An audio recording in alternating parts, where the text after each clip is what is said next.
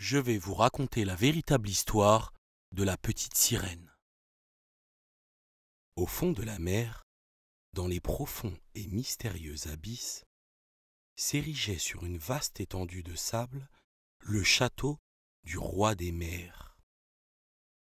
Les murs de cette fantastique demeure étaient tout de corail, et les toits étaient coiffés de gigantesques coquillages d'un blanc irisé.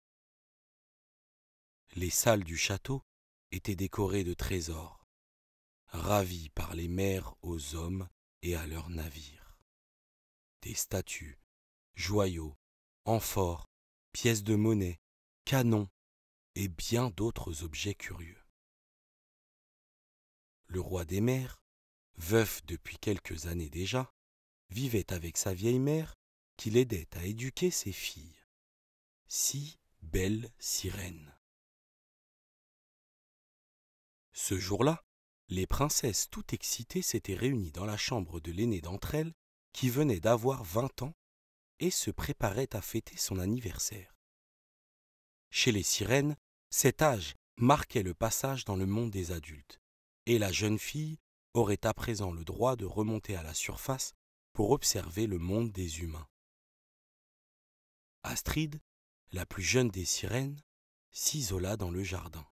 « Oh, comme j'aimerais monter à la surface moi aussi, » se disait-elle. « Il me faut attendre encore 5 longues années. Pourquoi suis-je née sirène ? Ah, si j'étais humaine !» La petite sirène resta là, triste, à s'acharner sur son sort. Les mois et les années passèrent, puis vint le moment tant attendu où Astrid fêta ses 20 ans et puis nager vers la surface après avoir célébré son anniversaire avec toute la cour du royaume. Quand sa gracieuse petite tête à la longue chevelure blonde émergea de l'eau, Astrid aperçut au loin un voilier qui voguait doucement. Si grande fut sa curiosité qu'elle décida de s'en approcher. Personne ne la remarqua, car les marins dansaient et s'amusaient sur le pont. « Il doit y avoir une fête », pensa la petite sirène. Tout à coup, surgit un jeune homme à la fière allure qui devait être à peine plus âgé qu'elle. « Qu'il est beau ! Ce doit être un prince !» se dit encore la jeune fille. Brusquement, comme cela arrive parfois en mer, le vent se mit à souffler et de gros nuages noirs se formèrent au-dessus du navire. En quelques minutes, une terrible tempête éclata, et les marins furent manifestement pris de court. Une énorme vague souleva le vaisseau, les matelots passèrent par-dessus bord, et le jeune homme tomba lui aussi à l'eau. La petite sirène se précipita vers le garçon qui s'était évanoui et risquait de se noyer. Elle lui soutint la tête et se dirigea à la nage vers une plage déserte. Elle hissa le jeune homme sur le rivage et lui chanta une jolie chanson, car elle avait la plus belle voix du monde. Puis lui déposa un baiser sur sa joue et le quitta. Elle nagea à nouveau vers le large et attendit que quelqu'un le découvre. Une jeune fille du village voisin le vit et le secourut. Le cœur brisé, elle s'en retourna chez elle et s'enferma dans sa chambre. Quelques jours s'écoulèrent ainsi. Astrid se rendait sans cesse sur la plage où elle avait laissé le beau jeune homme, mais l'endroit demeurait désert. Elle se confia alors à sa grand-mère et à ses sœurs qui décidèrent de l'aider. Celles-ci apprirent que le jeune homme se nommait Pardi, que c'était un vrai prince et qu'il vivait dans un splendide château construit à pic sur la mer. Astrid avoua à sa grand-mère qu'elle s'était éprise du prince et qu'elle aurait fait n'importe quoi pour prendre une forme humaine et vivre avec lui. « Ma chère enfant, tu es une sirène. Tu possèdes une belle queue de poisson, tu habites un château 1000 fois plus beau que celui de ton prince, et tu vivras plus de 300 ans. Lui, il est humain, il ne pourrait pas survivre au fond de la mer. Essaie de l'oublier, » lui conseilla sa grand-mère. Astrid acquiesça, tout en sachant que cela lui serait impossible.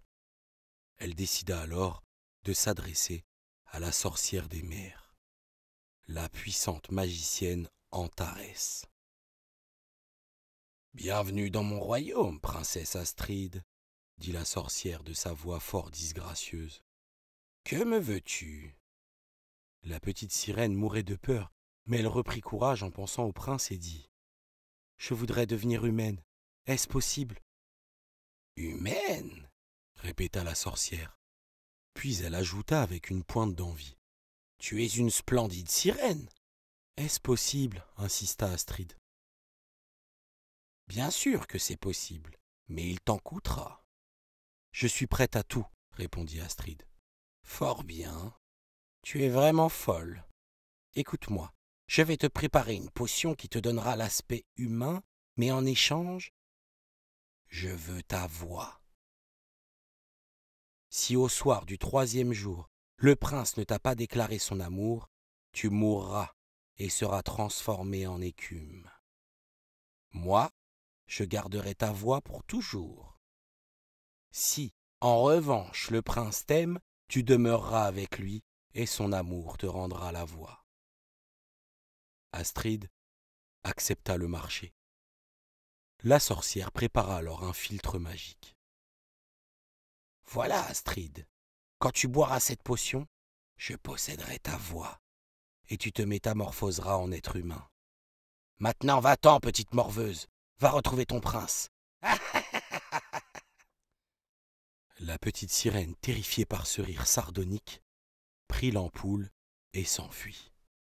Astrid se rendit immédiatement au château du prince, se hissa sur la plage, ouvrit l'ampoule et but le liquide magique. Elle ressentit une vive douleur à la queue, puis perdit connaissance.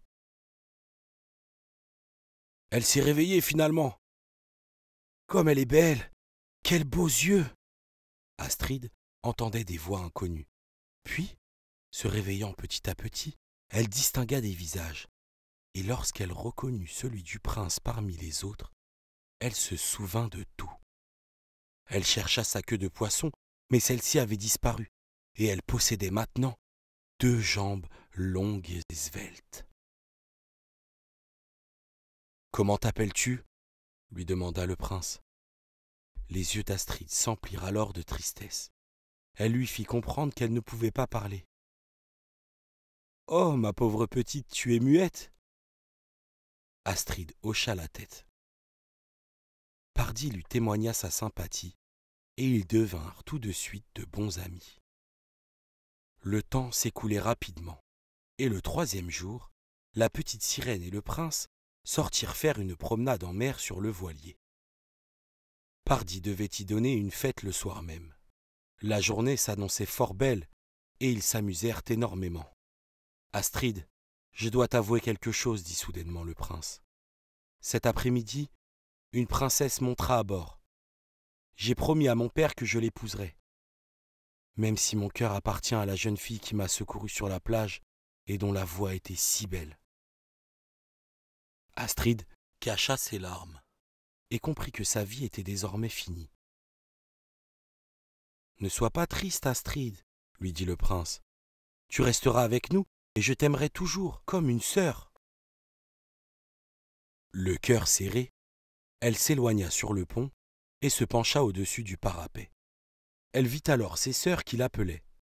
« Astrid, écoute, nous pouvons encore te sauver. Nous sommes allés voir la sorcière et avons échangé notre chevelure contre ce poignard. Si tu tues le prince, le charme sera rompu.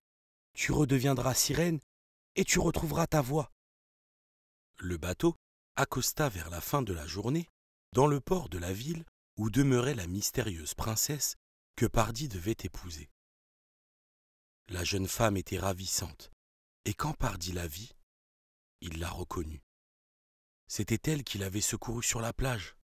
« C'est bien toi, ma douce ? Mon rêve se réalise. Astrid, réjouis-toi avec moi. » Pourtant, la petite sirène ne parvint qu'à pleurer. Elle assista à la cérémonie, mais son regard suivait constamment le coucher du soleil, puis le prince et la jeune fille qu'il venait d'épouser. Alors, Astrid s'empara du poignard et l'observa. Serait-elle capable de frapper Pardi ? Cette pensée lui fit horreur. Comment pourrait-elle tuer celui qu'elle aime tant ? Astrid comprit que jamais elle ne s'y résoudrait. Elle jeta le poignard, regarda une dernière fois le soleil, le ciel rougeoyant puis ses sœurs bien-aimées, et pensa. Pardi, jamais tu ne sauras combien je t'ai aimé. Jamais tu ne sauras que c'était ma voix que tu entendis, que je suis celle qui t'a sauvé. Mais cette jeune fille t'aime, et tu imagines lui devoir la vie. Je te souhaite tout le bonheur du monde, même si je dois mourir. Elle monta sur le parapet et se jeta dans les flots. À cet instant, le soleil plongea dans la mer, et à peine Astrid eut-elle touché l'eau, qu'elle se fondit en écume blanche. Le prince et sa femme la cherchèrent en vain. Astrid avait disparu pour toujours dans cette mer qu'elle avait tant aimée.